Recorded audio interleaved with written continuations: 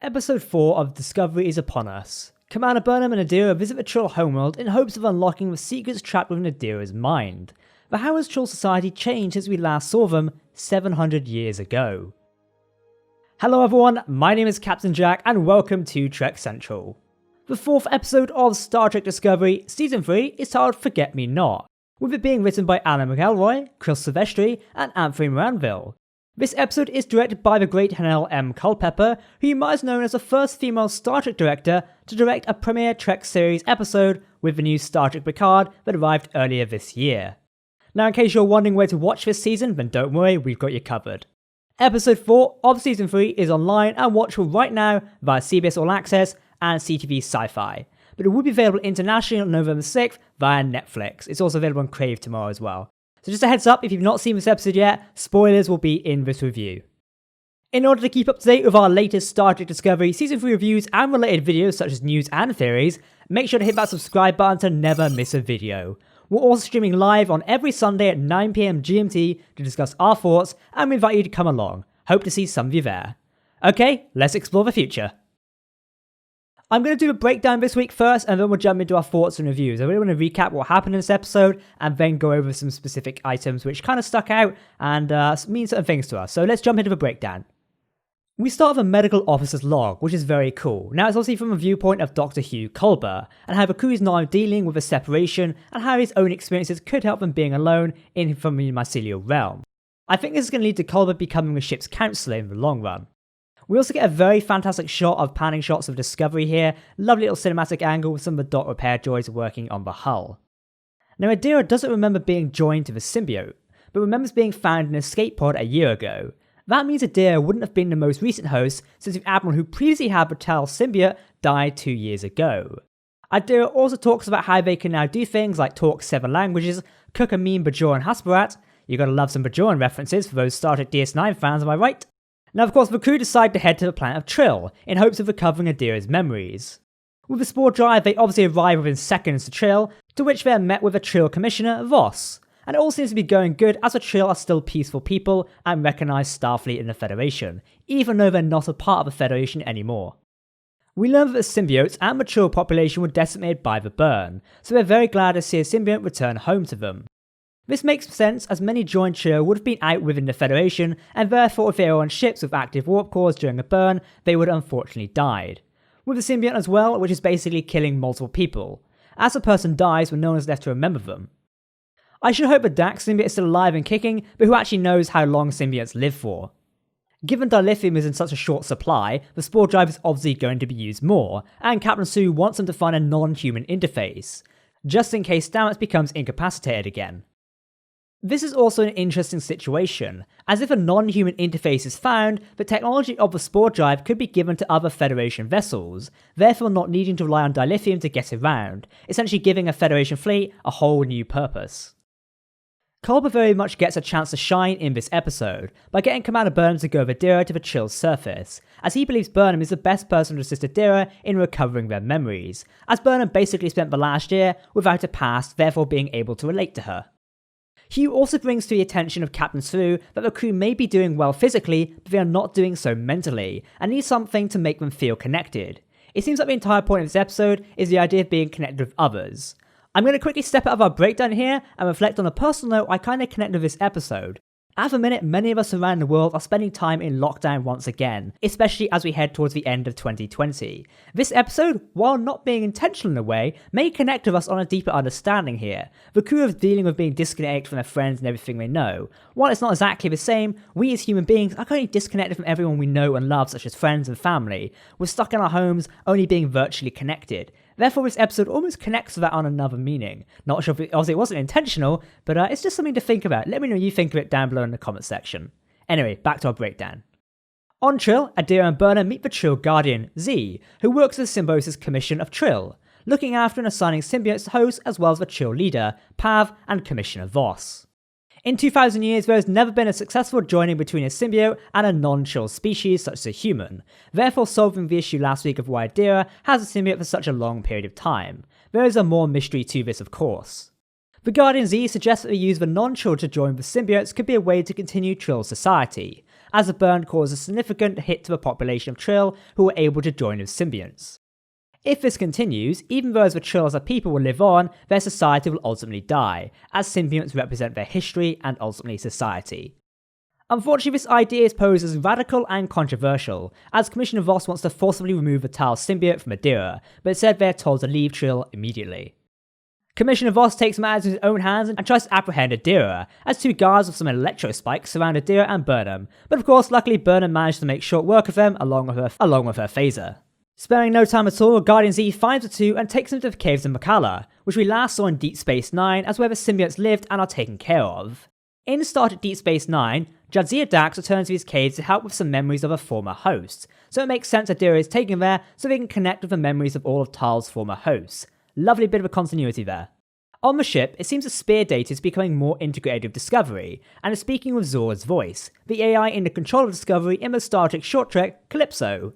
I am so glad it's the Spear data that is becoming Zora and not any aspect of control. I'm sure this aspect will be followed up in a couple of episodes, but I'm thrilled this is happening. Zora actually is giving some good advice to Saru. While she may not be called Zora yet, we're going to refer to that. She tells him to help out the crew, including putting on a movie of Buster Keaton, Voyager and Enterprise style, and also having a meal with the bridge officers. The scenes in Star Trek Enterprise of putting on a movie are some of my favourite in the series, so I'm glad we get a return to that, even if it's just for one episode. Captain Saru puts on a meal for his bridge officers and has a very touching moment with them. However, it doesn't go well as tensions bubble to the surface between the different bridge officers, mostly from Detmer and Stamets. Back on Trill, Adiria enters the pool and starts to enter communion with Tal, but it kind of gets out of control and they're brought below the water. Commander Burnham is given permission to enter the pool to find her in hopes of guiding Adiria out of his communion. What we once thought was a temple observatory in the trailers of Star Trek Discovery Season 3 is actually the communication of a symbiote to Adiria. The strands represent memories, and it makes sense there are so many, as it's a culmination of memories of 6 hosts. We see Grey in Adira's memories, the Trill played by Ian Alexander. They were on a Generation ship looking for Federation headquarters.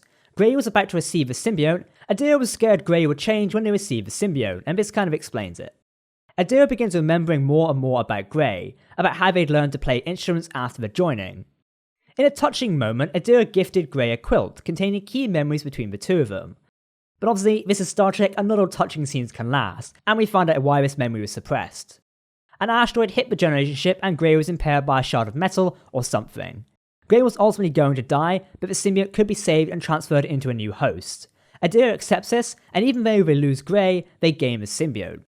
This traumatic memory was suppressing Adira's connection to the symbiote itself, and upon relieving it and accepting what had happened, the former Tal hosts appear to Adiria. One is even dressed in the Picard 2390 Starfleet uniform, meaning the Tal symbiote is at least 700 years old.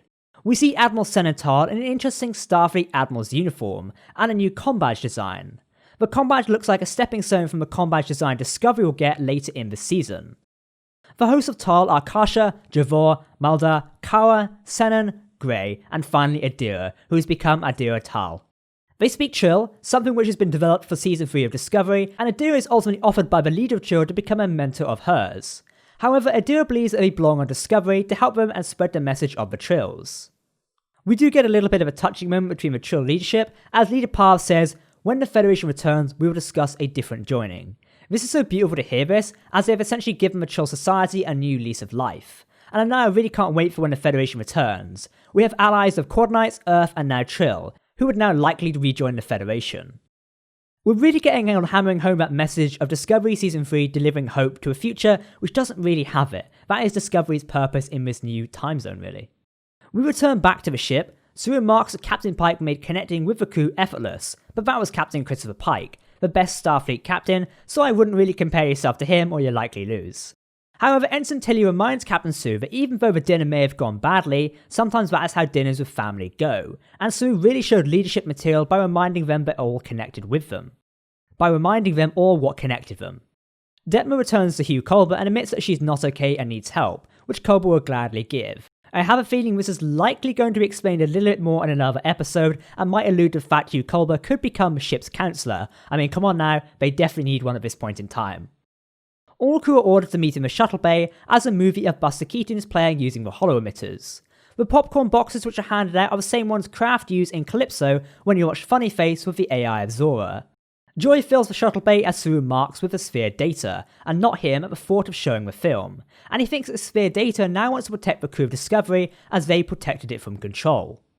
In a final closing scene, we get Adiria in their new quarters as Gray appears to join them. They both share a sweet moment of playing the instrument, a tune which is apparently a lullaby Senator Tal's parents played to him. Adiria has finally connected with Tal's symbiote, and it is beautiful. The closing shot of Discovery continuing on in space, eluding the fact that we're obviously going to now go and meet up with Federation. We're going to jump into our review section of this video now, but make sure to tell us what you thought of this episode down below in the comment section. If you're talking Star Trek, then we want to hear about it. This episode was so beautiful, and it really showed not only Adiria connecting to their previous hosts, but with the crew connecting with one another. I'm glad it was a Trill episode this was done to hammer the point home.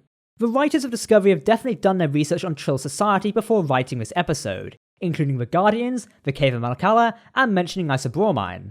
And what was added to Trill society since we last saw it is fascinating and a real progression and, world building in a way. This idea of reaching out to find candidates other than Trills can be accepting symbionts to keep their history and society alive is fascinating, and also developing a new language of Trill is just amazing. Not to forget those cool new weapons the Trill guards had. One thing I didn't really expect was that Gray was going to be dead this whole time. We know that Gray is a recurring character, and this is the first time a former host manifests itself to the current host so vividly, without doing Xanatar, perhaps due to their history together making this possible. So we should expect to see Gray frequently, and we do believe Ian Alexander is returning for Season 4 of Star Trek Discovery. I very much enjoy this dynamic between the two, but I do not know how I'd feel if they somehow bring Gray back to life. We've already had enough out of Hugh Culber. And talking of Culber, he really shines in this episode, taking on the eventual role as the ship's counsellor. The crew really needs someone to talk to, as they have suffered a loss on their jump to the future, and I think Culber's really the person to fulfill that role.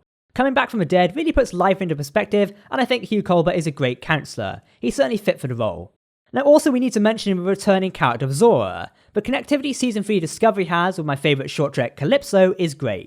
With the Vidrash reference in Episode 2, to now having Annabelle Wallace return to the voice of Zora, which we learn is how the sphere data is integrating further into the Discovery. It very much reminds me of the German mythology of a Klaberturman, which is the spirit of a well-cared-for ship who manifests itself to help the sailors of said ship. Can I just say to Dom, who wrote this part of the review, that was a mouthful to read.